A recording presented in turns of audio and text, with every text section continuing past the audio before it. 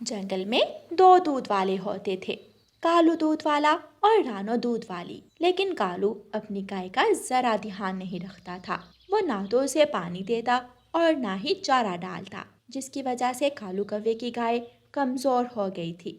ना जाने इस गाय को क्या मसला है। इधर ये इतना कम दूध देती है और उधर चिड़िया की गाय बाल्टियां भर भर कर दूध देती है।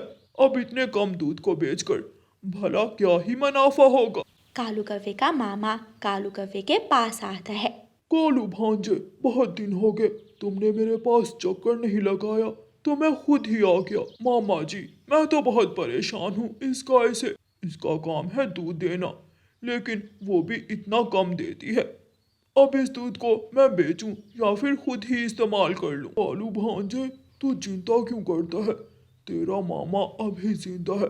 तू ऐसे कर, इस दूध में पानी मिला दे। अब पानी का कौन सा कोई रंग होता है, किसी को कानो कान खबर भी नहीं होगी। मामा जी, ये विचार मेरे दिमाग में क्यों नहीं आया? मैं ऐसा ही करता हूँ।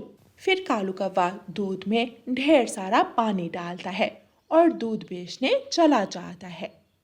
कुछ दिन तो पक्षी कालू से दूध लेते हैं और फिर दूध लेना छोड़ देते हैं। ये लो तोते, तुम्हारा आज का दूध। अपना दूध वापस ले जाओ, हमें ये दूध नहीं चाहिए। क्या हुआ? इतना खालिश तो है मेरा दूध। दूध के नाम पर तू हमें पानी बेच जाते हो। तुम्हारा दूध तो पौष्टिक ही नहीं है। अब कल से दूध लेकर मत आना, हमने रानो चिड़िया को कह दिया है, वो हमें दूध दे जाया करेगी। कालू कौवा तोते के घर से चला जाता है और कबूतर के घर जाता है। कबूतर भाई, आपका दूध। कालू, इतना पतला दूध लेने से अच्छा है हम दूध ना ही ले। अपना दूध वापस ले जाओ। फिर कालू मायूस होकर घर आ जाता है। उसको कुछ समझ नहीं आता कि वो क्या करे। वो फिर से अपने मामा जी के पास जाता है। मामा जी, सबको पता लग गया है कि मैं दूध में पानी मिलाता हूँ। वो सब अब रानों से दूध लेने लग गए हैं। बस इतनी सी बात पर मेरा भांजा परेशान हो रहा है। मैं अभी इसका हल बता देता हूँ। हम दोनों रात को जाएंगे और रानो चिड़िया की गाय चुरा लेंगे और रानों की गाय की जगह अपनी गाय रख देंगे।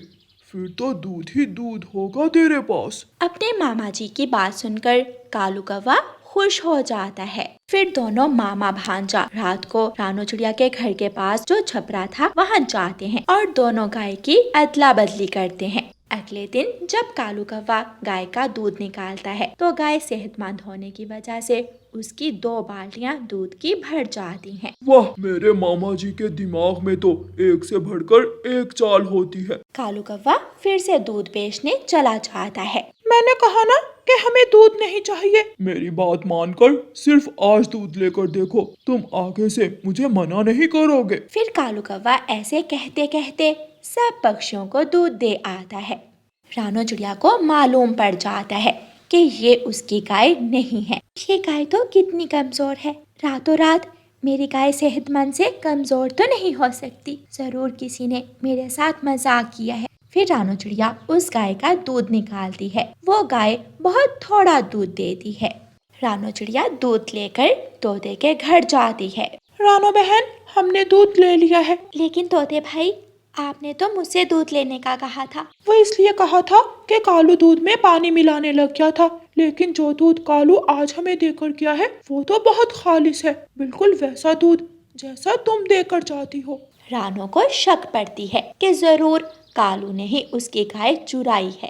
रानो चिड़िया कालू कौवे के पास जाती है। कालू, मेरी गाय मुझे वापस करो। कौन सी गाय? ये गाय तो मेरी है। मुझे पागल मत बनाओ। तुम रात को मेरी गाय चुरा कर लेके और अपनी कमजोर गाय वहाँ छोड़ के मेरी सेहतमंद गाय मुझे वापस करो। ना जाने तुम क्या बोले जा रही हो। यहाँ से चली जाओ, मेरा ये आराम का समय है। रानो चिड़िया जानती थी कि वो कालू कौवे से लड़ाई नहीं कर सकती, इसलिए वो रोती हुई अपने घर वापस आ जाती है। वो दुष्ट कालू मुझे अपनी कमजोर गाय दे गया, लेकिन अब मैं इस गाय को ही सेहतमंद बनाऊंगी। इसको अच्छा चारा डालूंगी और समय पर पानी पिलाऊंगी। कुछ दिनों तक कालू कौवा रानो चिड़िया की चुराई हुई गाय से दूध बेचता रहता है, लेकिन उसकी गाय को समय पर चारा ना डालने के कारण वो गाय भी कमजोर हो जाती है और दूध देना कम कर देती है। उधर रानो चिड़िया कालू कौवे की कमजोर गाय की अच्छे से देखभाल करती है, उसको समय पर चारा देती और पानी देती थी। मेरी तो किस्मत ही फूटी है। अब इस गाय ने भी दूध देना छोड़ दिया है। मुझे तो लगता है जिस जगह मैं रहता हूँ ये जगह ही मनहूस है, वरना मैं तो अपनी गाय का इतना ख्याल रखता हूँ। कालू कौवा फिर से अपने मामा जी के पास जाता है। अब क्या हुआ भांजे? अब फिर से अपनी सड़ी हुई शक्ल लेकर आ गया है। मामा जी, जो गाय चुराई है उसका भी कोई फायदा नहीं।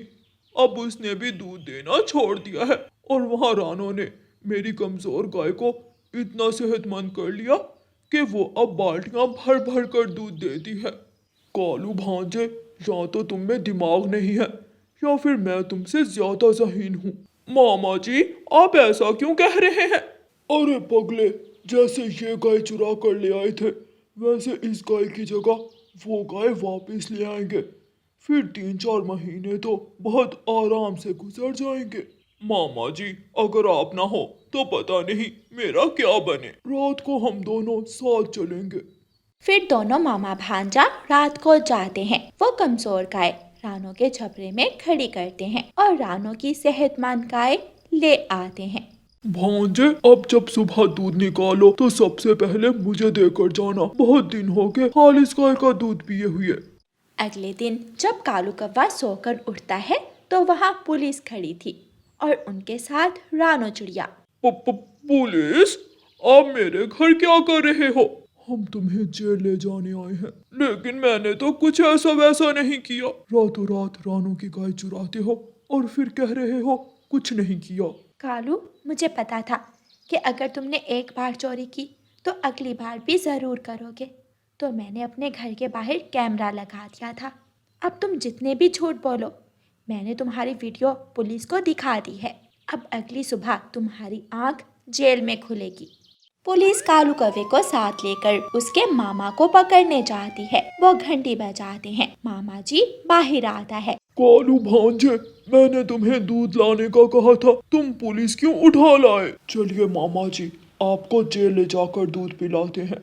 फिर पुलिस कालू कौवे और उसके मामा जी को पकड़कर ले जाती है और रानो चिड़िया दोनों गाय का ख्याल रखती है। प्यारे दोस्तों, इस कहानी को लाइक, अपने दोस्तों के साथ शेयर और चैनल को सब्सक्राइब करना बिल्कुल मत भूलना। आपका धन्यवाद। लेनी है, मुझे रंग गोरा करने वाली क्रीम ही लेनी है। गोरी, अक्ल से काम लो। हम कौवों के रंग काले ही होते हैं और हम अच्छे भी काले ही लगते हैं। जरा सोचो, अगर तुम्हारा रंग लाल या चिट्टा होगा तो कैसी लगोगी? मैं जैसी भी लगूं, लेकिन मुझे अपना रंग गोरा चिट्टा ही करना है। गौरी कौवी अपने घर से निकलती है और चिड़िया के पास जाती है। रानो चिड़िया, मुझे अपना काला रंग जरा भी पसंद नहीं है। क्या तुम्हारे पास रंग गोरा करने वाली क्रीम है? नहीं गौरी, मेरे पास रंग गोरा करने वाली क्रीम तो नहीं है, लेकिन तुम काली ही अच्छी लगती हो। जब भी मैं रंग गोरा करने की बात करती हूँ तो सब मेरे गोरे रंग से जल जाते हैं। लेकिन देख लेना चिड़िया, एक दिन मैं भी गोरी चिट्टी बनकर ही रहूंगी। देखते हैं कि कौवे सफ़ेद कैसे होते हैं। अगर तुम सफ़ेद अच्छी लगती होती तो ऊपर वाला ज़रूर तुम्हें सफ़ेद ही बनाता। गौरी कौवी गुस्से में वहाँ से चली जाती है। वो रास्ते में जाते जाते बुलबुल के पास रुकती है। बुलबुल बुलबुल, मुझे अपना रंग गोरा करना है। क्या तुम्हारे पास कोई क्रीम है जिससे मेरा रंग गोरा हो जाए? बुलबुल गौरी कौवी की बात सुनकर हंसने लग जाती है। पहली बार सुना है कोई कौवा गोरा बनने की कोशिश कर रहा है। गोरी, तुम्हारा नाम गोरी है, लेकिन तुम काली ही अच्छी लगती हो। अगर तुम्हारा रंग गोरा हो गया तो सारे कौवे तुमसे नफरत करेंगे। कौवे तुम्हें अपने परिवार से निकाल देंगे। मोटी बुलबुल, इतनी बातें सुनाने की क्या जरूरत है तुझे? अगर रंग गोरा करने वाली क्रीम नहीं है तो सीधे से बताओ। कबूतर का रंग गोरा चिट्टा है, हो सकता है कबूतर के पास कोई रंग गोरा करने वाली क्रीम हो। तुम कबूतर के पास जाओ। बुलबुल की बात सुनकर गौरी कौवी कबूतर के पास चली जाती है। कबूतर कबूतर, मुझे अपना रंग तुम्हारे जैसा गोरा करना है। तुम कौन सी क्रीम इस्तेमाल करते हो? मेरा रंग ऊपर वाले ने गोरा बनाया है, मैं कोई क्रीम नहीं इस्तेमाल करता। एक पेड़ के पीछे छुपी हुई काली बिल्ली कबूतर और गौरी कौवी की बातें सुन रही थी। कबूतर, तुम खाते क्या हो? मैं भी वही खाऊंगी। हो सकता है फिर ही मेरा रंग गोरा चिट्टा हो जाए। मैं तो मकई का दाना, बाजरे का दाना जो मिल जाए मैं वही खा लेता हूँ। इंसानों के पास रंग गोरा करने वाली क्रीम होती है। कबूतर कबूतर, क्या तुम मुझे इंसानों से रंग गोरा करने वाली क्रीम ला दोगे? ना ना, मैं तो भूल कर भी इंसानों की बस्ती में नहीं जाता। छोटी सी बात पर बंदूक चलाते हैं इंसान। गोरी कौवी वहाँ से उड़ती है और अभी थोड़ी ही आगे जाती है तो पीछे से काली बिल्ली आवाज देती है, सुंदर कवि, मेरी बात सुनो, मियाऊं। गोरी रुक जाती है। काली बिल्ली, क्या तुम मुझे धोखे से खाना चाहती हो? मैं तुम्हारे पास नहीं आने वाली। मेरी माँ के पास एक ऐसी क्रीम है जो रंग गोरा करती है। मैंने तुम्हारी और कबूतर की बातें सुनी है। अगर तुमने रंग गोरा करने वाली क्रीम लेनी है तो जाकर मेरी माँ से ले लो। लेकिन मुझे तो तुम्हारी माँ के घर का पता नहीं मालूम। तो अब मेरे साथ चलो, मैं भी माँ के पास ही जा रही हूँ। मैं तुम्हें अपनी माँ से क्रीम ले दूंगी। म्याऊं। काली बिल्ली, अगर तुम मेरा रंग गोरा कर दो तो मैं तुम्हें पूरे 100 चूहे पकड़ कर ला कर दूंगी। चूहों की जरूरत नहीं है, वैसे भी मैं आजकल चूहे कम ही खाती हूँ। म्याऊं। तो मेरे साथ चलो। उड़ते उड़ते गोरी कौवी फिर से एक पेड़ की डाल पर बैठ जाती है। लेकिन काली बिल्ली, तुम्हारा रंग तो इतना काला है। अगर तुम्हारी माँ के पास रंग गोरा करने वाली क्रीम है तो तुमने अपना रंग क्यों नहीं गोरा किया? म्याऊं, म्याऊं। मुझे अपना काला रंग बहुत पसंद है। मुझे रात के अंधेरे में शिकार करना होता है और मेरा काला रंग मुझे रात को नजर आने से बचाता है। मुझे अंधेरे में छुपा लेता है मेरा काला रंग। म्याऊं। हाँ, बात तो ठीक है तुम्हारी। गोरी कौवी फिर से काली बिल्ली के साथ चलती है। काली बिल्ली गोरी कौवी को अपनी माँ के घर ले जाती है। बेटी काली, ये कौवी कौन है? माँ, ये कौवी अपना रंग गोरा करने के लिए रंग गोरा करने वाली क्रीम लेने आई है। अच्छा, तो फिर जल्दी से कुंडी लगाओ। मैं अभी संदूक से क्रीम निकाल कर देती हूँ इसे। कुंडी क्यों? ऐसे ही दे दो। म्याऊं। क्योंकि अगर कुंडी ना लगाई तो तुम भाग जाओगी। काली बिल्ली जल्दी से दरवाजे की कुंडी लगा देती है और छलांग लगाकर गोरी कौवी को पकड़ लेती है। धोखा, ये मेरे साथ धोखा है। मुझे छोड़ दो काली बिल्ली, मुझे घर जाने दो। लेकिन काली बिल्ली गोरी कौवी को बांध देती है और माँ बिल्ली चूल्हे में आग जलाती है। बेटी काली, आज पूरे 1 महीने बाद मुझे कौवा शोरबा मिलेगा पीने को। म्याऊं। माँ बिल्ली जी, मेरा मांस बहुत सख्त है। कोई बात नहीं, मैं पानी ज्यादा डालकर तुझे घंटों तक पका लूंगी। रानो चिड़िया बैठी हुई थी कि तोता वहाँ भागा भागा आता है। चिड़िया, मैंने गोरी कौवी को काली बिल्ली के साथ जाते हुए देखा है। जल्दी से उसे बचा लो, वरना काली बिल्ली गोरी कौवी को खा जाएगी। वो गोरी की बच्ची जरूर रंग गोरा करने वाली क्रीम लेने के लालच में काली बिल्ली के साथ चली गई होगी। रानो चिड़िया जल्दी से कालू कौवे को साथ लेकर काली बिल्ली की माँ के घर की तरफ जाती है। कालू भैया, मैं दरवाजे पर दस्तक देती हूँ और तुम जल्दी से घर में घुस जाना। फिर रानो चिड़िया बिल्ली की आवाज में बोलती है, म्याऊं, म्याऊं। मैं भी कौवी का मांस खाने आई हूँ। मैं भी तुम्हारी तरह की ही एक काली बिल्ली हूँ। काली, दरवाजा खोलो, शायद बाहर तुम्हारी मौसी आई है। काली बिल्ली दरवाजा खोलती है। चिड़िया और कौवा जल्दी से काली बिल्ली के घर में घुस जाते हैं और लाठी से मार मार कर दोनों माँ और बेटी बिल्ली को भगा देते हैं। बच गई, मैं बच गई, वरना ये बिल्लियाँ आज मेरा शोरबा पीने वाली थी। गोरी, अगर हम समय पर ना आते तो ये काली बिल्लियाँ अब तक तुझे खा गई होती। अब जल्दी से यहाँ से भागो, ऐसा ना हो कि काली बिल्लियाँ अपने साथियों को लेकर आ जाएं। फिर वो सब वहाँ से भाग जाते हैं। शुक्र है मेरी जान बच गई। मैं काली ही ठीक हूँ। अब मैं कभी भी दोबारा रंग गोरा करने वाली क्रीम लेने काली बिल्ली के साथ नहीं जाऊंगी। गौरी की बात सुनकर चिड़िया और कौवा हंसने लगते हैं। प्यारे दोस्तों, इस कहानी को लाइक, अपने दोस्तों के साथ शेयर और चैनल को सब्सक्राइब करना बिल्कुल मत भूलना। आपका धन्यवाद। रानो चिड़िया और मिठू तोता सुबह से ही भोजन की खोज में निकले हुए थे, मगर उन्हें अभी तक कुछ भी नहीं मिला था। वो उड़ते उड़ते पुराने जंगल में पहुंच जाते हैं। चिड़िया, ये हम कहाँ आ गए? यहाँ तो खतरा भी हो सकता है। तोते भैया, वो देखो सामने नदी है, हम नदी से पानी पी ले फिर वापस जाते हैं। फिर चिड़िया और मिठू तोता नदी से पानी पीने लगते हैं। जैसे ही वो पानी पीकर उड़ने लगते हैं तो वो अपने आप को एक अलग ही दुनिया में पाते हैं। चिड़िया, ये हम कहाँ आ गए? इस नदी का पानी तो शायद जादुई था। हाँ मिठू भैया, मुझे भी ऐसा ही लगता है। मगर देखो तो, ये जगह तो बहुत सुंदर है, हमारी दुनिया से बिल्कुल अलग। ऐसा लगता है जैसे ये स्वर्ग हो। मिठू तो बहुत घबरा जाता है। क्या क्या कह रही हो रानो बहन? क्या हम मर चुके हैं? नहीं नहीं, ऐसा नहीं हो सकता। मैं मर नहीं सकता। अभी मैंने देखा ही क्या है। फिर उन्हें एक आवाज़ सुनाई देती है। ये जादुई लोग हैं, तुम दोनों यहाँ क्या कर रहे हो? हम भोजन की तलाश में निकले थे। भोजन तो नहीं मिला, मगर हम यहाँ पहुँच गए। फिर वहाँ एक सुंदर परी आती है। आप परी हो? परी जी, हम यहाँ जानबूझकर नहीं आए। प्लीज प्लीज हमारी मदद करो, हमें अपने घर जाना है। शुक्र है ये परी लोग हैं, मुझे तो लगा मैं मर गया। मिठू तोते की बात सुनकर वो परी हंसने लगती है। चिड़िया, तुम डरो ना। मैंने अपनी दादी माँ से परियों की बहुत कहानियाँ सुनी है। ये परियाँ बहुत अच्छी होती हैं। परी, प्लीज हमें परी लोग देखना है। हाँ हाँ, क्यों नहीं।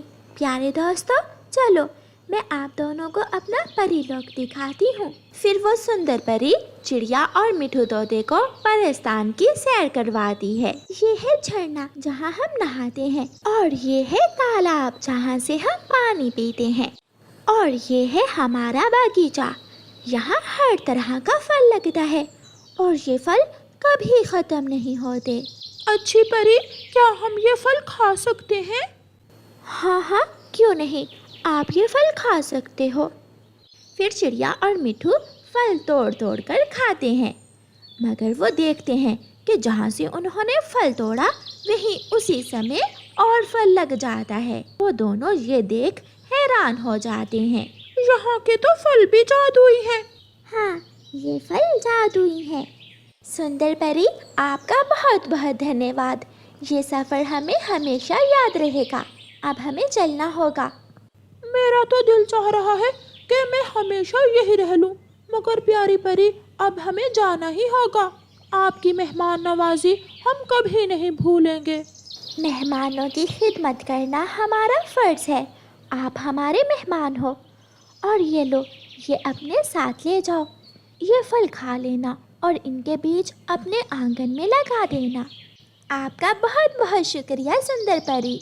फिर रानो चिड़िया और मिठू तोता वो फल लेकर वापस उसी नदी के पास आते हैं और फिर से उस नदी का पानी पीते हैं। जैसे ही वो नदी का पानी पीते हैं, वो वापस पुराने जंगल में आ जाते हैं।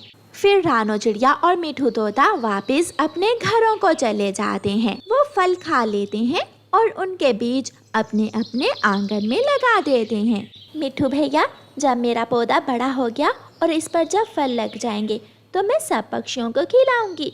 वो ये फल खाकर बहुत खुश होंगे। क्यों भाई, मेहनत हम करें और फल वो खाएं, ऐसा तो मैं नहीं होने दूंगा। मैं तो अपने फल किसी को नहीं दूंगा। मिठू भैया, आपको ऐसा नहीं सोचना चाहिए। अगर ऊपर वाला हमें कुछ दे तो हमें दूसरों की भी मदद करनी चाहिए। दिन गुजरते गए और वो पौधे बड़े होकर पेड़ बन जाते हैं। चिड़िया का पेड़ तो फलों से भरा हुआ था, मगर तोते के पेड़ पर केवल 2 ही फल लगे थे।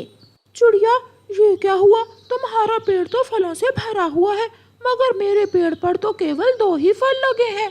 तभी मिठू का पेड़ बोलता है।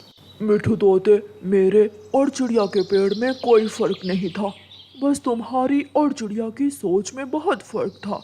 तुमने हमेशा से चाहा कि इस पेड़ के फल सिर्फ तुम खाओगे, इसलिए मुझ पर थोड़े फल हैं, मगर चिड़िया ने हमेशा फल बांटकर खाना चाहा, इसलिए उसके पेड़ पर ज़्यादा फल हैं। फिर जंगल के सभी पक्षी चिड़िया के पास आते और वहाँ आकर फल खाते और चिड़िया का शुक्रिया अदा करते। रानो चिड़िया के फल दिन ब दिन बढ़ते ही चले जाते। प्यारे दोस्तों, खुशियाँ और अनाज बांटने से कभी कम नहीं होते। इसलिए अपने इर्द गिर्द रहने वालों का हमेशा ख्याल रखें। खुश रहें, खुशियाँ बांटें। आपका धन्यवाद।